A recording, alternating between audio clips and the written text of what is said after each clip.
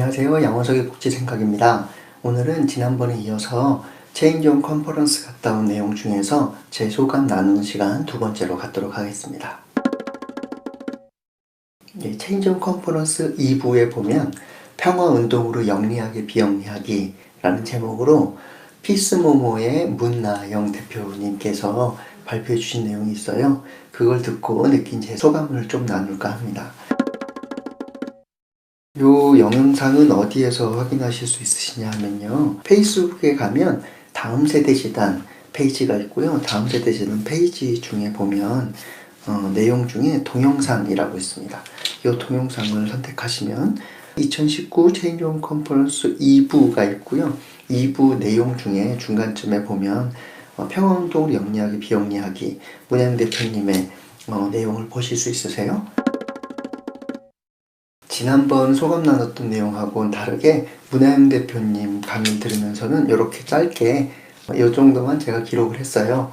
제가 강의를 들을 때는 정보가 많을 때는 이렇게 기록을 많이 하는데 정보보다는 그 내용의 의미를 좀 더 곱씹고 싶을 때는 별로 기록을 하지 않거든요. 왜냐하면 기록하다 보면 의미를 곱씹는데 방해가 돼서요.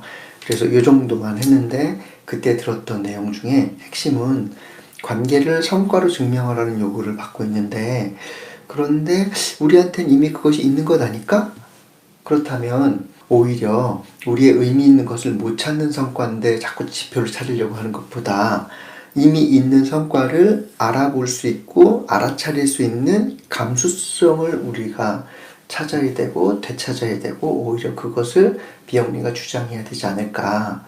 왜냐하면 그건 다 체감하고 느끼는 거니까요. 그 감수성을 찾자라고 하는 내용으로 저는 이해를 했어요. 근데 이 얘기를 들으면서 조금 더 깊게 제 생각들을 좀 나눠보려고 합니다. 저는 명확한 건 아닌데 이런 의심은 있습니다. 조금 풀어볼게요. 저희는 사회복지하고 그리고 또 사회사업하죠. 그런데 사회복지와 사회사업 했을 때 학문 단과 이런 데 보면 어디에 속해 있는가 라고 보면 대부분 사회과학 학부라고 해야 될까요? 어쨌든 사회과학에 속하는 것으로 보통 인식하세요. 근데 저는 예전부터 조금 이런 생각들이 있었거든요. 사회라는 것 안에 꼭 과학을 붙여야 되는 것인가, 이런 생각했었어요. 왜냐하면 이 과학이라고 하는 것은 사회에서 나온 것이라기보다는 저는 자연과학에서 나온 측면이 매우 강하다라고 생각해요. 특히 과학적 사고라고 하는 부분들을 보면 숫자로 표현할 수 있고 수치화하는 것을 매우 중요하게 생각하고, 그래서 수학적 계산이라고 하는 부분들이 뗄 수 없는 영역이라고 생각하거든요. 그래서 자연과학 했었을 때의 과학이라고 하는 것은 숫자, 수치와 수학 이런 부분들과 밀접한 연관관계를 갖고 있는 단어라고 생각해요. 그런데 왜 사회에다가 자꾸 과학을 붙일까? 그런데 저는 이 숫자, 수치와 수학이라고 하는 것이 갖고 있는 명료함, 그리고 명확함, 이런 부분들에 대해서 사회 분야에서 컴플렉스 갖고 있는 거 아닌가 라는 생각들을 좀 의심을 합니다. 과학이고 싶은 거예요, 사회가.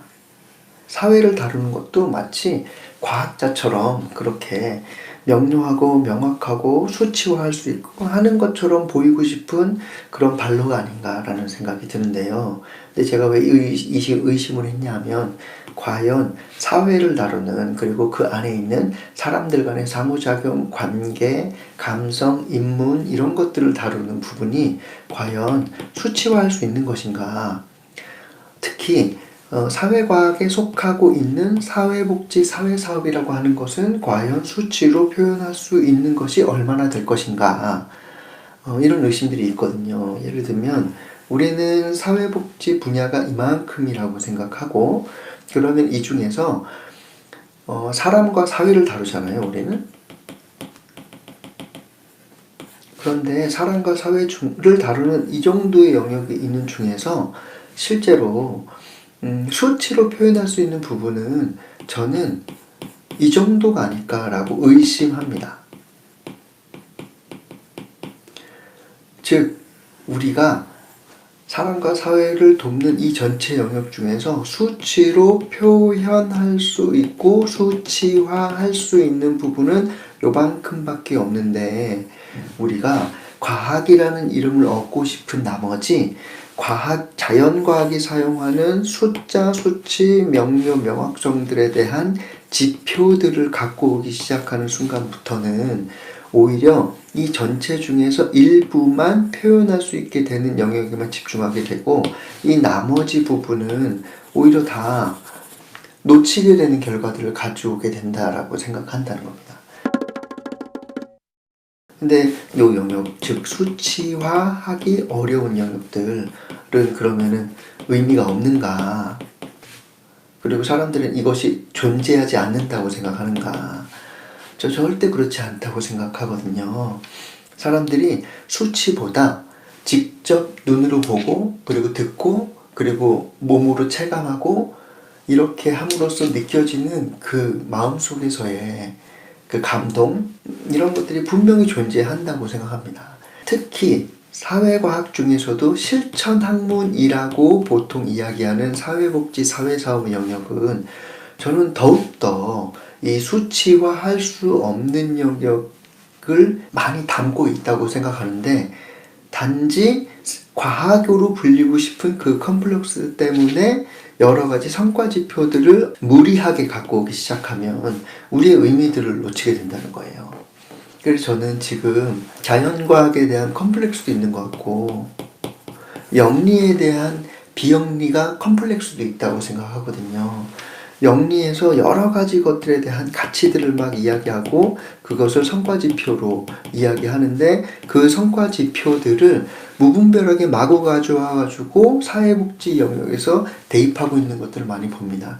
근데 그렇게 그 성과지표를 가져오는 순간 수치화할 수 있는 영역들에 집중하는 쪽으로 비영리, 특히 사회복지가 집중하게 되는데, 이러면 스스로 자기 존재 이유인 수치화할 수 없는 영역에 대한 것들을 소홀하게 되거나 아니면 약화되어지는 현상을 나타나게 되고, 그러면은 비영리인데 수치가 표현할 수 있는 영역만 다룬다? 그러면 사실 영리와 크게 달라지지 않아지는 거죠. 그리고 이 수치화할 수 있는 영역들을 할 수 있는 거는 오히려 비영리보다 영리가 훨씬 더 잘할지도 모르는 영역이라고 생각합니다. 그렇다면 우리 비영리, 특히 사회복지, 사회사업은 어느 영역으로 가야 될 것인가?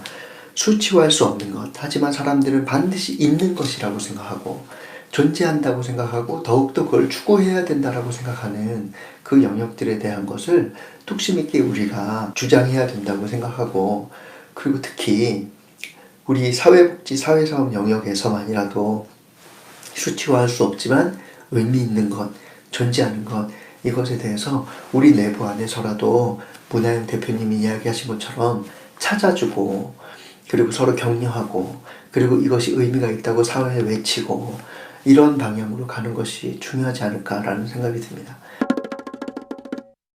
저는 위협적으로 좀 느끼긴 하거든요. 수치화할 수 없는 영역들을 우리가 버리는 순간 우리는 쓸모없는 존재, 그리고 오히려 영리에 비해서 나약한 존재, 컴플렉스가 있는 존재가 될까 두려운 부분들이 좀 있어요.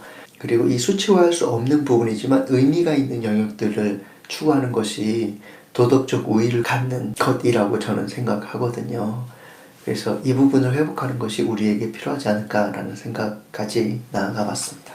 명확한 방법론에 대한 소감은 아니지만 우리가 무엇을 잃고 있는 것은 아닌지, 그리고 그로써 오히려 하찮게 되는 존재로 스스로 달려가고 있는 것은 아닌지 한번 생각해보는 계기가 되면 좋겠습니다. 예, 그럼 여기까지 진행하겠습니다. 양원석의 복지생각이었습니다. 고맙습니다.